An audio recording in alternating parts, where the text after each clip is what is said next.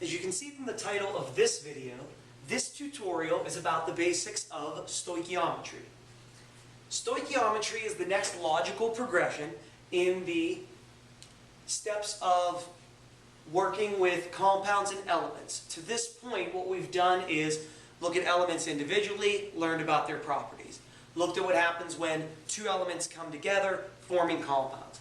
Learned how to name them, learned how to get formulas of them, learned how to predict types of reactions and what will happen when two compounds interact with each other. Taking that a step farther, stoichiometry gives us a mass relationship between reactants and products.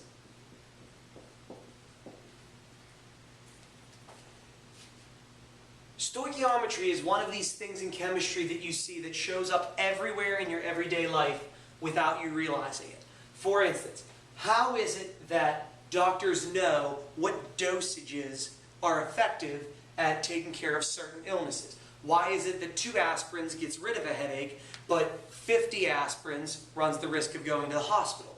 It has to do with a relationship between the amount of something I put in my body and when it reacts through a series of reactions, the amount of product that gets produced and how that can affect my body.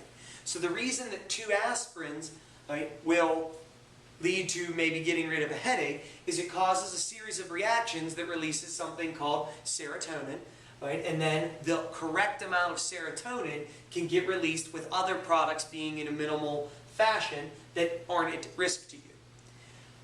I know stoichiometry is one of those words that sounds a little odd, but if you understand where it comes from, it makes a lot more sense. Stoichiometry is a Greek word. The Greek word stoichion means element, and the Greek word metri, just like anything you'll see, geometry, trigonometry, means measurement of. So we are looking at stoichiometry, it is the measurement of elements in their masses. So if we're going to solve a stoichiometry problem, we're going to predict how much of a product we're going to get based on a reactant that we have, or how much of a reactant we should use based on a product that we would like to get. There's a series of steps that we're going to follow. So I list it as 4 steps to solving a stoich problem.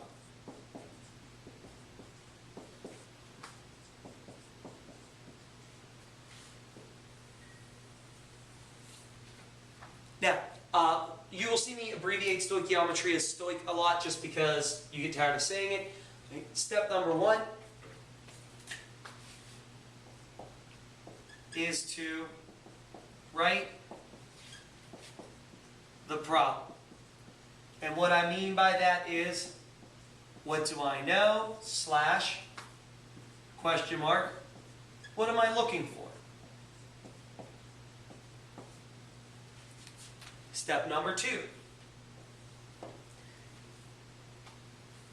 predict products, and then write and balance a chemical equation.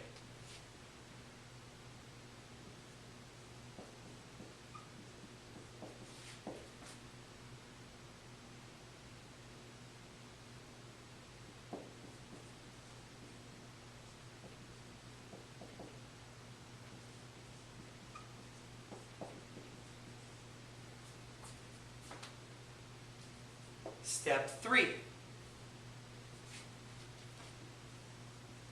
get 2 moles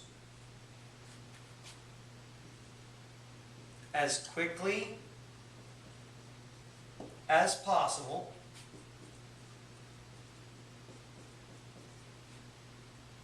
and change identity. And step 4, get correct, or let's say get desired unit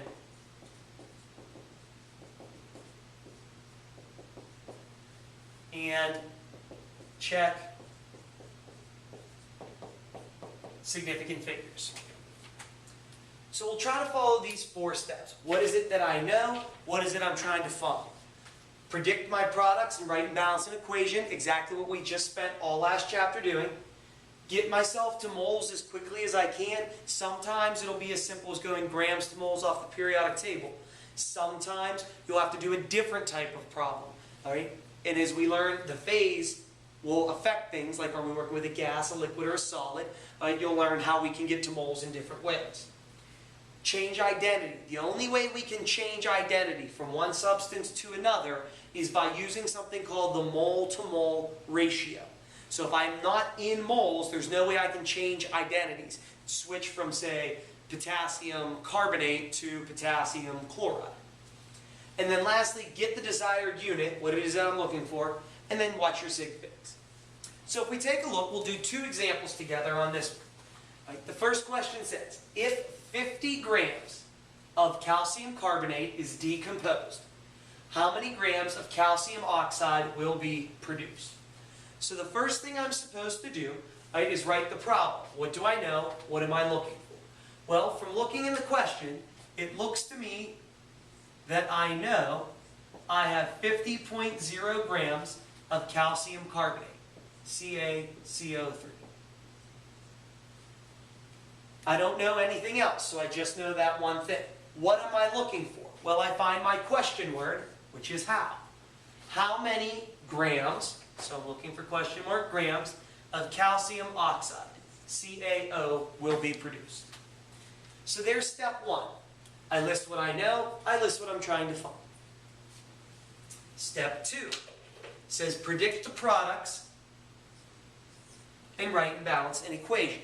So when I look up into a question, right, the first thing I do is I underline things that look like they belong in a chemical reaction.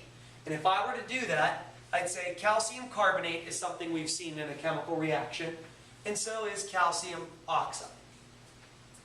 Then what I do is I cross out anything that says is produced, will form, leads to, anything that indicates that substance is a product.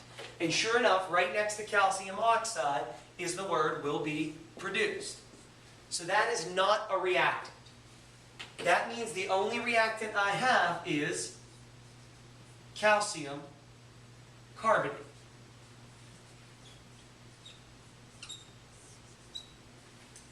Now I have to figure out my type of reaction and predict my product. So I go through my checklist. Is it a synthesis? No, not an element plus an element. Is it a decomp? Yes, I only have one reactant and it told me is decomposed. So we have a checklist with our decomps. Is it a carbonate? Yes, that's first on our checklist. And if you remember, metal carbonates always decompose into metal oxides plus carbon dioxide. So I am going to get calcium oxide plus carbon dioxide.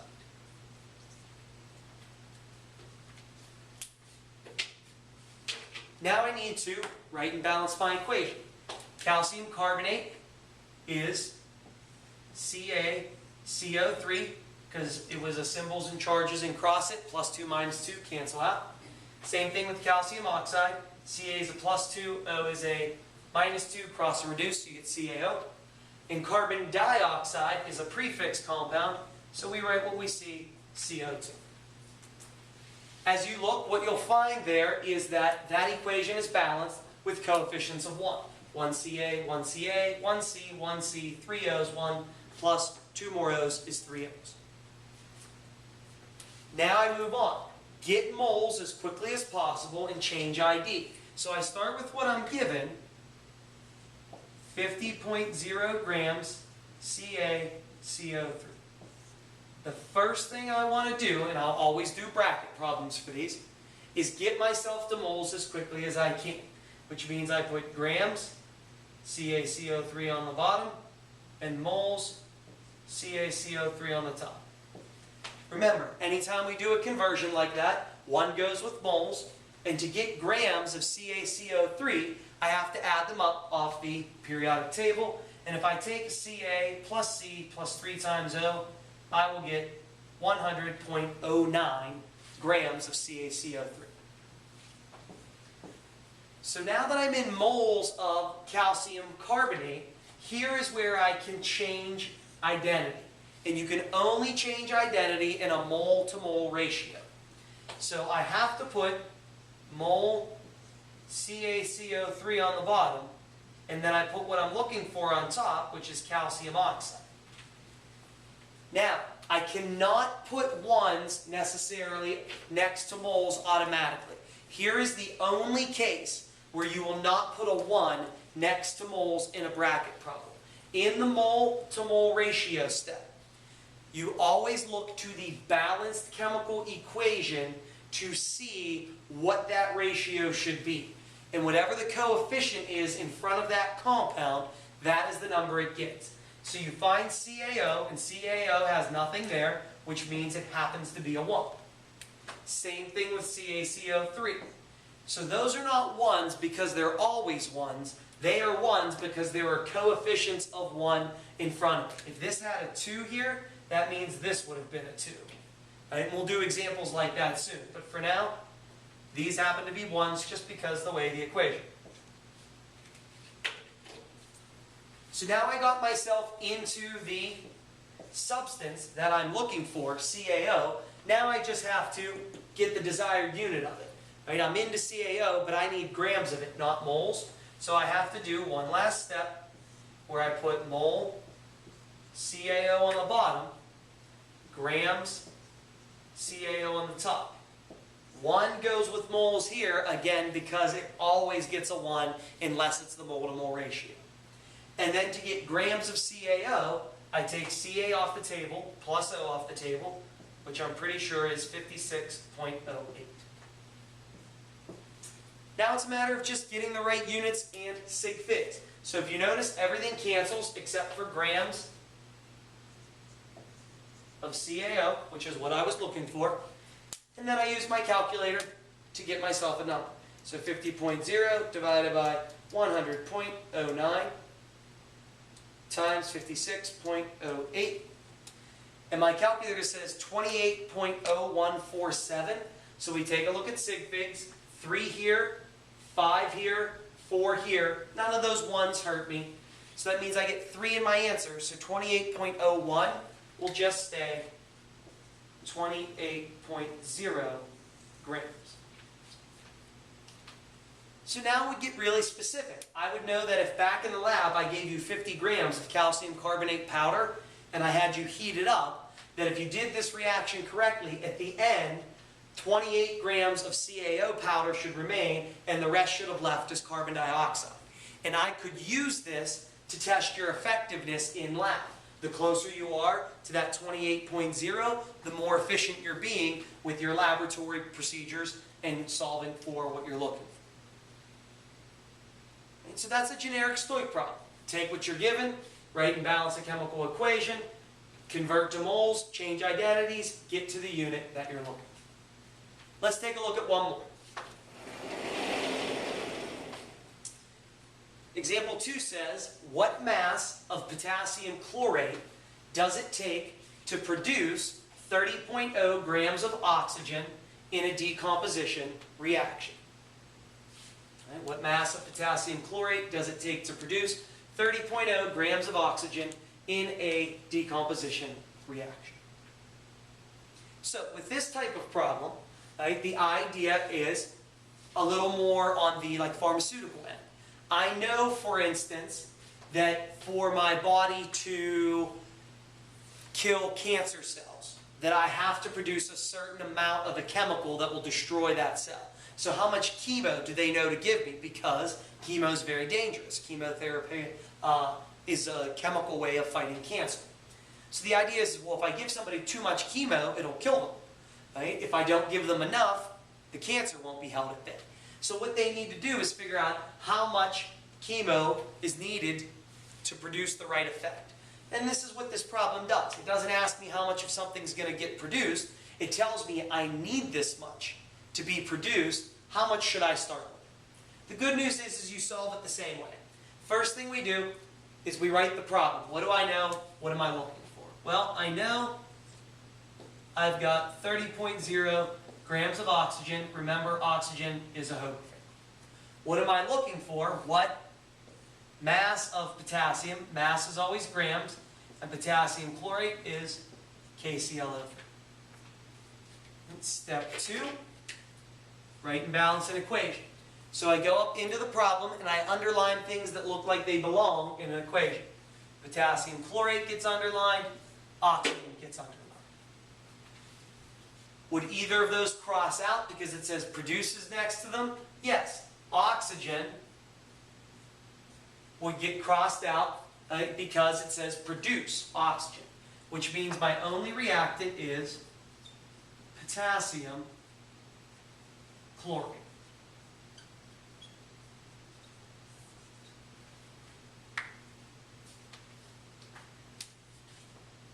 Now I figure out my type of reaction and I write and balance an equation. If I take a look, I have a compound. Only type of reaction that has one reactant is a decomp. So I go through my checklist. Is it a carbonate? No. Is it a hydroxide? No. Is it a chlorate? Yes. And you have to remember that metal chlorates always decompose into two things. Metal chlorides plus oxygen. So that means our products will be potassium chloride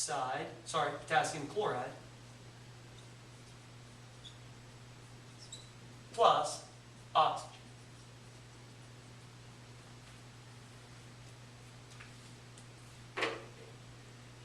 Now we're into writing and balancing. Potassium chlorate, compound, no prefixes, so you do symbols and charges. K is a +1, chlorate is ClO3 -1. Cross and reduce, you get KClO3. Potassium chloride is a compound, no prefixes, so K +1, Cl -1. Cross and reduce, you get Kc. Last but not least, oxygen is an element. Is it a Hoverfinkel? Yes. So we have to put O2. Now we need to balance this. So we take a look. I have KCl and O.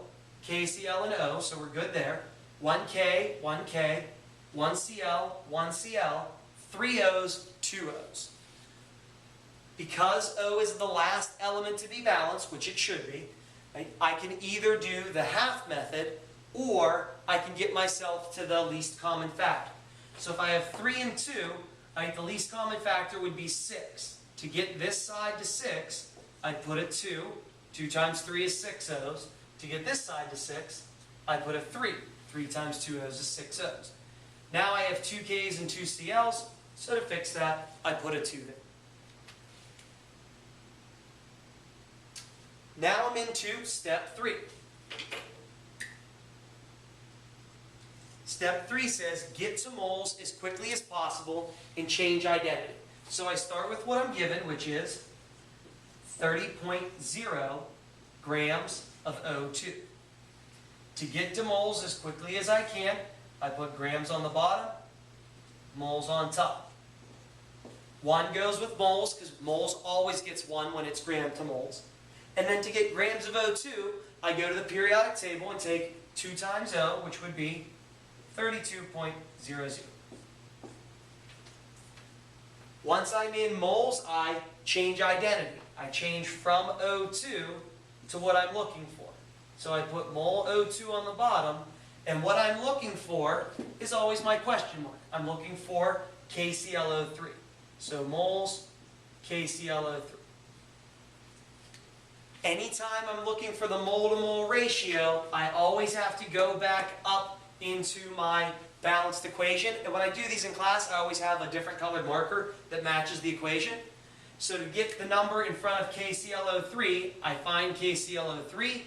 There's a 2, so I put a 2 there. To get the number in front of O2, I find O2, and there's a 3 there. So here's a case where I have 2 over 3. Once I get to moles of what I'm looking for, I move on to step 4. I get the desired unit. Well, it looks like I'm looking for grams, so I'll put moles, KClO3 on the bottom,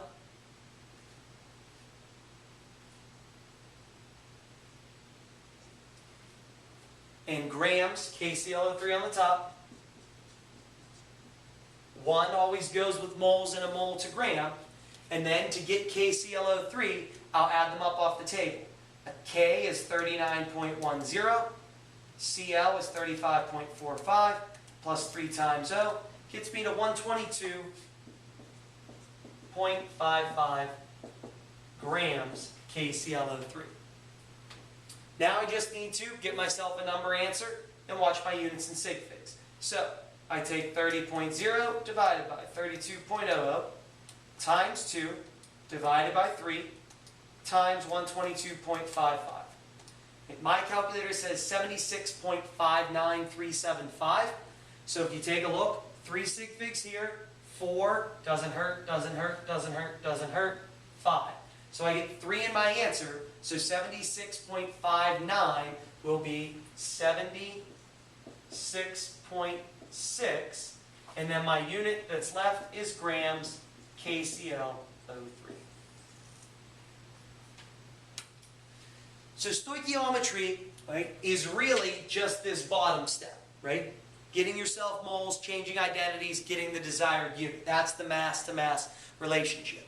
But to be able to do it, you have to be able to do all those things from the earlier chapters. You have to be able to write the formulas of compounds. You have to be able to predict, write, and balance equations. And so that's why we spent so much time doing our diligence as we went through these previous chapters so that you would be able to tackle this type of problem.